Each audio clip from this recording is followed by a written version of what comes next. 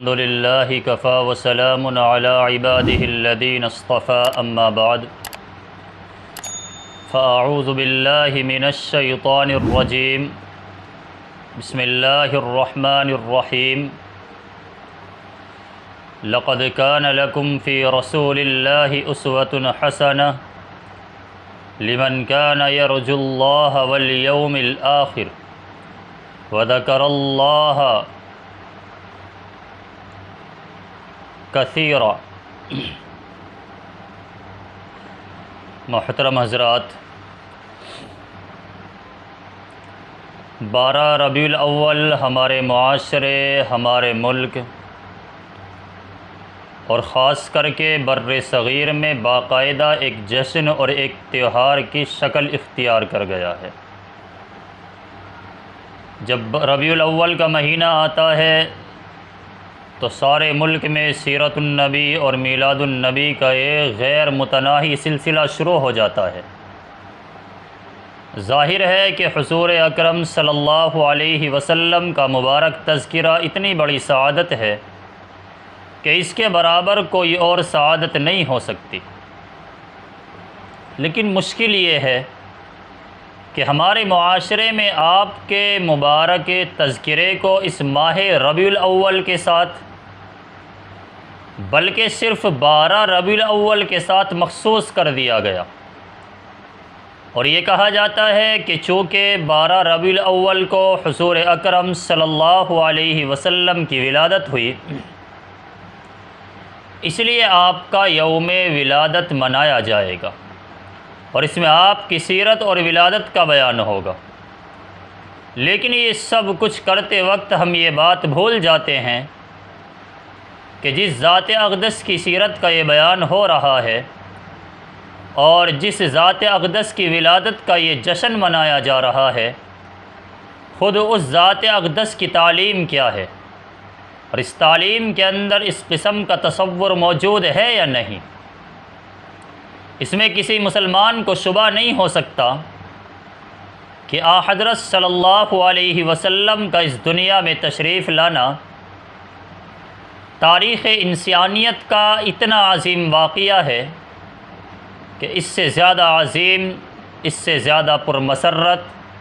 اس سے زیادہ مبارک اور مقدس واقعہ اس روئے زمین پر پیش نہیں آیا۔ انسانیت کو نبی کریم صلی اللہ علیہ وسلم کی تعلیمات کا نور ملا، آپ کی مقدس شخصیت کی برکات نصیب ہوئیں۔ یہ اتنا بڑا واقعہ ہے کہ تاریخ کا اور کوئی واقعہ اتنا بڑا نہیں ہو سکتا،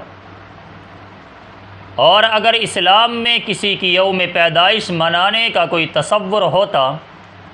تو سرکار دو عالم صلی اللہ علیہ وسلم کی یوم پیدائش سے زیادہ کوئی دن اس بات کا مستحق نہیں تھا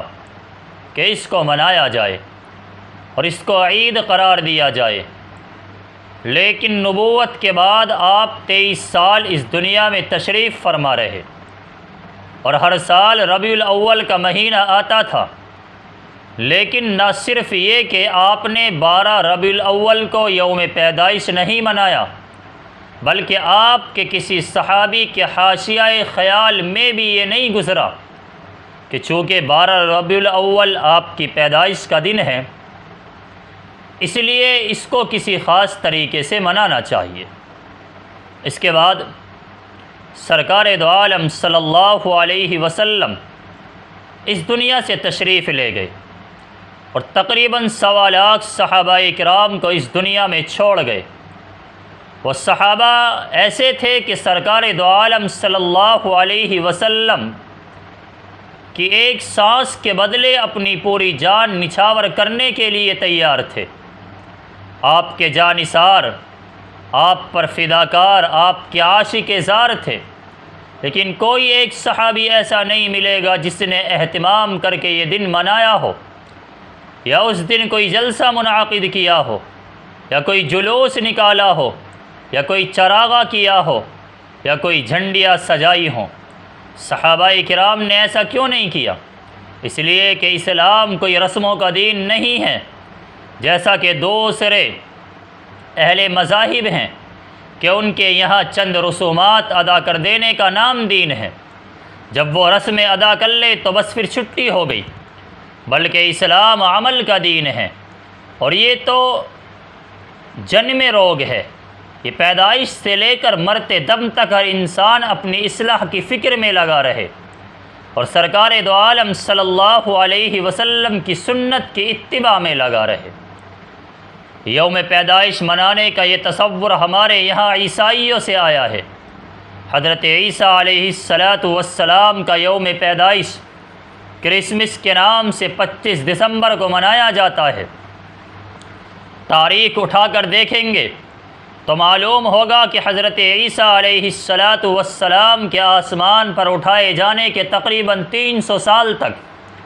حضرت عیسیٰ علیہ السلام کے یوم پیدائش منانے کا کوئی تصور نہیں تھا۔ آپ کے حواریین اور صحابہ کرام میں سے کسی نے یہ دن نہیں منایا۔ 300 سال کے بعد کچھ لوگوں نے یہ بدعت شروع کر دی اور یہ کہا کہ ہم حضرت عیسیٰ علیہ السلام کا یوم پیدائش منائیں گے۔ اس وقت بھی جو لوگ دین عیسوی پر پوری طرح عمل پیرا تھے، انہوں نے ان سے کہا کہ تم نے یہ سلسلہ کیوں شروع کیا ہے؟ حضرت عیسیٰ علیہ السلام کی تعلیمات میں تو یوم پیدائش منانے کا کوئی ذکر نہیں ہے۔ انہوں نے جواب دیا کہ اس میں کیا حرج ہے، یہ کوئی ایسی بری بات تو نہیں ہے، بس ہم اس دن جمع ہو جائیں گے اور حضرت عیسیٰ علیہ السلام کا ذکر کریں گے، ان کی تعلیمات کو یاد دلائیں گے اور اس کے ذریعے سے لوگوں میں ان کی تعلیمات پر عمل کرنے کا شوق پیدا ہوگا۔ اس لیے ہم کوئی گناہ کا کام تو نہیں کر رہے ہیں۔ چنانچہ یہ کہہ کر یہ سلسلہ شروع کر دیا۔ چنانچہ شروع میں تو یہ ہوا کہ جب 25 دسمبر کی تاریخ آتی تو چرچ میں ایک اجتماع ہوتا، ایک پادری صاحب کھڑے ہو کر حضرت عیسیٰ کی تعلیمات اور آپ کی سیرت بیان کر دیتے۔ اس کے بعد اجتماع برخاست ہو جاتا، گویا کہ بے ضرر اور معصوم طریقے پر یہ سلسلہ شروع ہوا۔ لیکن کچھ عرصہ گزرنے کے بعد انہوں نے سوچا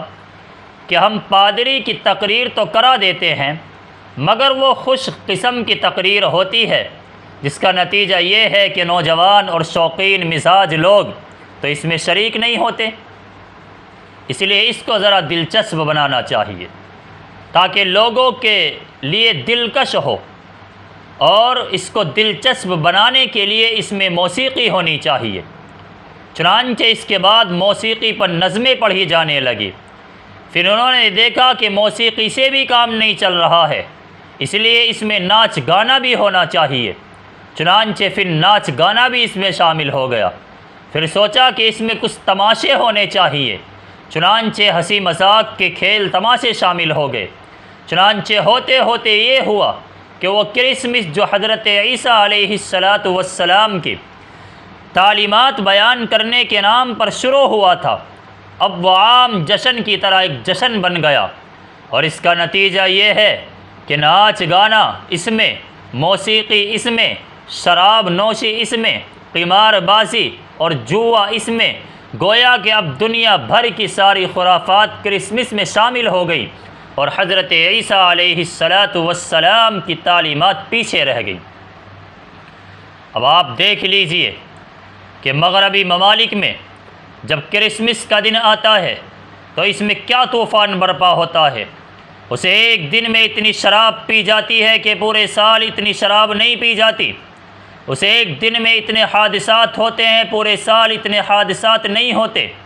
اسی ایک دن میں عورتوں کی عصمت دری اتنی ہوتی ہے کہ پورے سال اتنی نہیں ہوتی، اور یہ سب کچھ حضرت عیسیٰ علیہ السلام کے یوم پیدائش کے نام پر ہو رہا ہے۔ اللہ تعالیٰ انسان کی نفسیات اور اس کی کمزوریوں سے واقف ہیں۔ اللہ تعالیٰ یہ جانتے تھے کہ اگر اس کو ذرا سا شوشہ دیا گیا تو یہ کہاں سے کہاں بات کو پہنچائے گا۔ اس واسطے کسی کے دن منانے کا کوئی تصور ہی نہیں رکھا۔ جس طرح کرسمس کے ساتھ ہوا، اسی طرح یہاں بھی ہوا کہ کسی بادشاہ کے دل میں خیال آ گیا کہ جب عیسائی لوگ حضرت عیسیٰ کا یوم پیدائش مناتے ہیں تو ہم حضور اقدس صلی اللہ علیہ وسلم کا یوم پیدائش کیوں نہ منائیں۔ چنانچہ یہ کہہ کر اس بادشاہ نے میلاد کا سلسلہ شروع کر دیا۔ شروع میں یہاں بھی یہی ہوا کہ میلاد ہوا، جس میں حضور اقدس صلی اللہ علیہ وسلم کی سیرت کا بیان ہوا اور کچھ نعتیں پڑھی گئیں، لیکن اب آپ دیکھ لیں کہ کہاں تک نوبت پہنچ چکی ہے۔ یہ تو حضرت اقدس صلی اللہ علیہ وسلم کا معجزہ ہے کہ 1400 سال گزرنے کے بعد الحمدللہ وہاں تک ابھی نوبت نہیں پہنچی جس طرح عیسائیوں کے یہاں پہنچ چکی ہے۔ لیکن اب بھی دیکھ لو کہ سڑکوں پر کیا ہو رہا ہے، کس طرح روضہ اقدس کی شبہیں کھڑی کی جا رہی ہیں،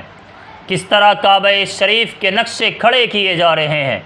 کس طرح لوگ اس کے ارد گرد طواف کر رہے ہیں،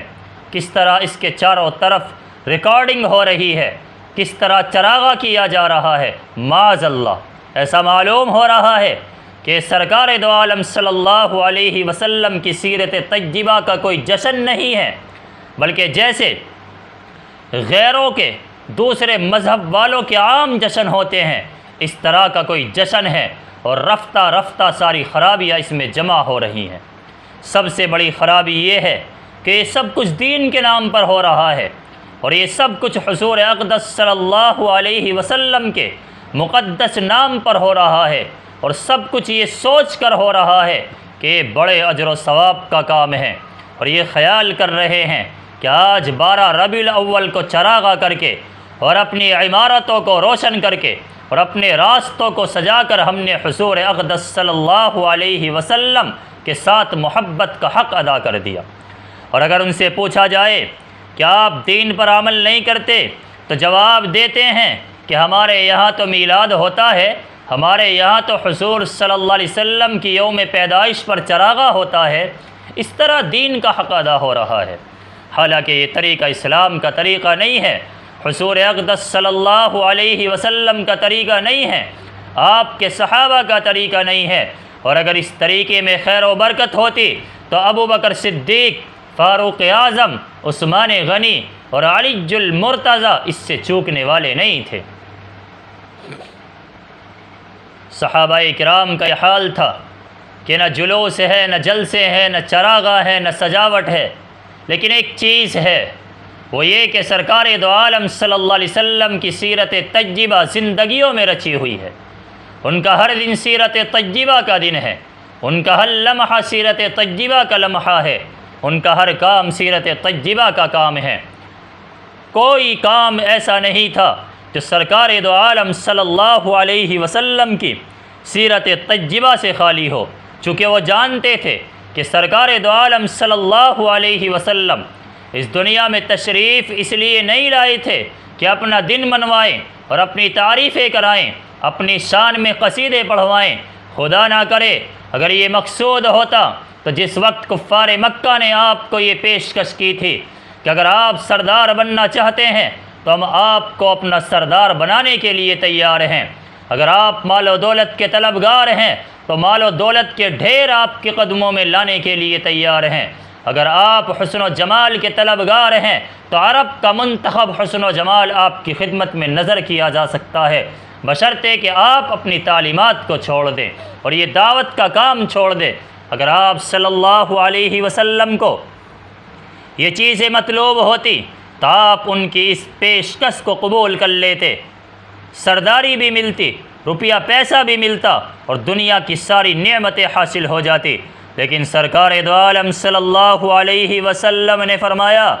کہ اگر تم میرے ایک ہاتھ میں آفتاب اور ایک ہاتھ میں مہتاب بلا کر رکھ دو گے تب بھی اپنی تعلیمات سے ہٹنے والا نہیں ہوں۔ کہ آپ دنیا میں اس لیے تشریف لائے تھے کہ لوگ میرے نام پر عید میلاد النبی منائیں، بلکہ آپ کے آنے کا منشا وہ ہے جو قرآن کریم نے اس آیت کے اندر بیان فرمایا، جو میں نے آپ کے سامنے خطبے میں تلاوت کی ہے، لقد کان لکم فی رسول اللہ اسوۃ حسنہ، یعنی ہم نے نبی کریم صلی اللہ علیہ وسلم کو